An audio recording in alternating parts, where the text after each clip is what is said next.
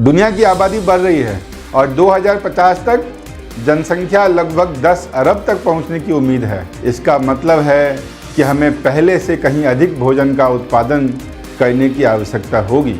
तो क्या हम इस चुनौती के लिए तैयार हैं? हेलो और नमस्कार। एग्रीकल्चर टुमारो पर शिशिर रंजन के साथ फूड फॉर एवरीवन कार्यक्रम में आपका स्वागत है। जब हम कृषि के बारे में सोचते हैं तो हम अक्सर विशाल खुले हुए खेत, ट्रैक्टर और मेहनती किसान के बारे में सोचते हैं, लेकिन कृषि का भविष्य तेजी से बदल रहा है। एक बात निश्चित है, कृषि प्रौद्योगिकी इसमें एक बहुत अहम भूमिका निभाने वाली है। हम अपने पिछले एपिसोड में देख चुके हैं कि कैसे तकनीकी ने खेती की दिशा को बदल दिया है। जीपीएस टेक्नोलॉजी और ऑटोमेटिक ट्रैक्टर से लेकर ड्रोन तक, जो खेतों में खड़े फसल के स्वास्थ्य का विश्लेषण कर उसके अनुरूप पोषक तत्व या फसल सुरक्षा रसायनों का स्प्रे कर सकते हैं। भविष्य में हमारी खेती में और नए नए तकनीकी का आगमन होने वाला है, जो हमारे खेती करने के तरीके को पूर्ण रूप से बदल देगा। वर्टिकल फार्मिंग भी एक ऐसी ही तकनीक है जो बहुत ही शीघ्र लोकप्रियता हासिल कर रही है।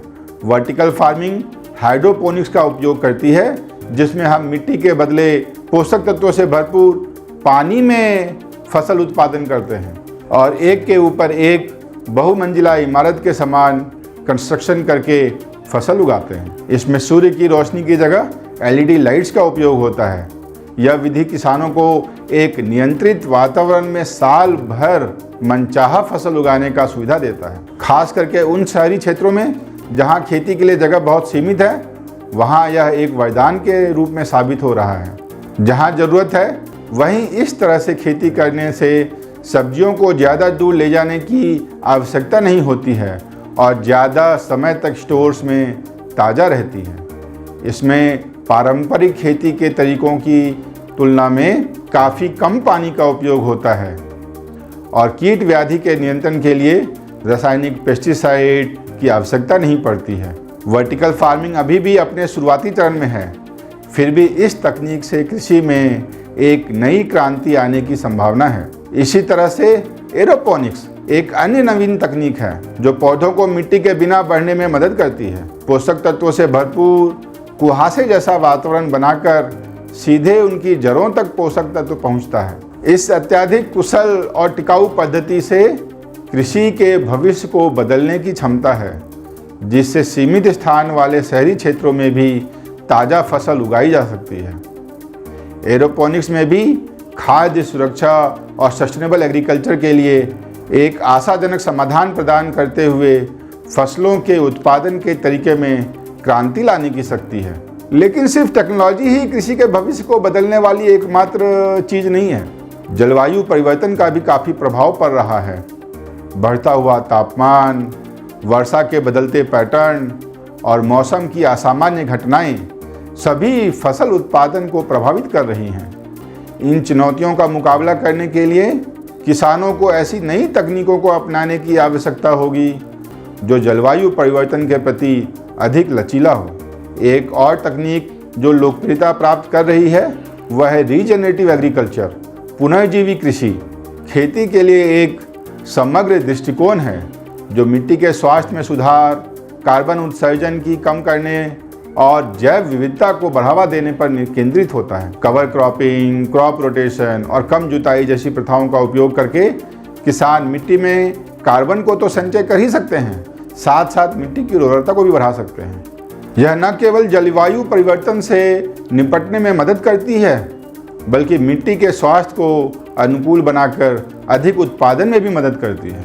कृषि के भविष्य में हम जो एक और प्रगति देखेंगे वह है पौधों पर आधारित भोजन की ओर बदलाव।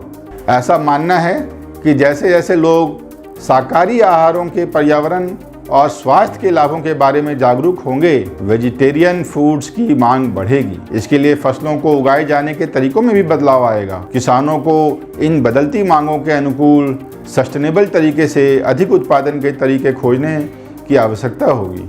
एक तरीके से देखा जाए तो इन सब के फाउंडेशन में प्रिसीजन फार्मिंग या सटीक खेती है। सटीक खेती फसल उत्पादन में सुधार करने और वेस्टेज को कम करने के किसानों की क्षमता को बढ़ाने के लिए डेटा आधारित तकनीकों का उपयोग करता है। किसान फसल के स्वास्थ्य, मिट्टी की नमी और मौसम के पैटर्न पर डेटा एकत्र करने के लिए सेंसर और ड्रोन का उपयोग कर सकते हैं। यह किसानों की उन्नत खेती के लिए डेटा आधारित निर्णय लेने में मदद करता है कि कब बोना है, कितना पानी देना है और कब फसल की कटाई करनी है, जिसके परिणाम स्वरूप पैदावार अधिक और बर्बादी कम होती है। और इन सब के साथ सरकार की नीतियां और योजनाएं कृषि के भविष्य को बड़े पैमाने पर आकार देने में सहायक होंगी। दुनिया भर की सरकारें सस्टेनेबल एग्रीकल्चर के महत्व को पहचान रही हैं और इसे प्रोत्साहित करने के लिए उचित नीतियों का लागू कर रही हैं। उदाहरण के लिए यूरोपीय संघ में कॉमन एग्रीकल्चर पॉलिसी है। ये उन किसानों के लिए वित्तीय प्रोत्साहन प्रदान करती है जो स्थायी प्रथाओं को अपनाते हैं। संयुक्त राष्ट्र अमेरिका में भी फार्म बिल में सस्टेनेबल एग्रीकल्चर के लिए संरक्षण कार्यक्रमों और अनुसंधान के लिए सब्सिडी शामिल है। हमारे भारत में भी प्राकृतिक खेती, zero budget natural farming, zero tillage और हैप्पी सीडर जैसे सस्टेनेबल खेती के तरीकों को सरकार अलग अलग योजनाओं के माध्यम से प्रोत्साहित कर रही है। ये नीतियाँ कृषि के भविष्य को आकार देने और सुनिश्चित करने में महत्वपूर्ण भूमिका निभाएंगी। इससे हम दुनिया की बढ़ती आबादी को खिलाने के लिए पर्याप्त भोजन का उत्पादन कर सकेंगे। अंत में कृषि का भविष्य उज्जवल है, लेकिन इसके लिए हमारे खेती करने के तरीके में महत्वपूर्ण बदलाव की आवश्यकता होगी। कृषि प्रौद्योगिकी एक महत्वपूर्ण भूमिका निभाती रहेगी।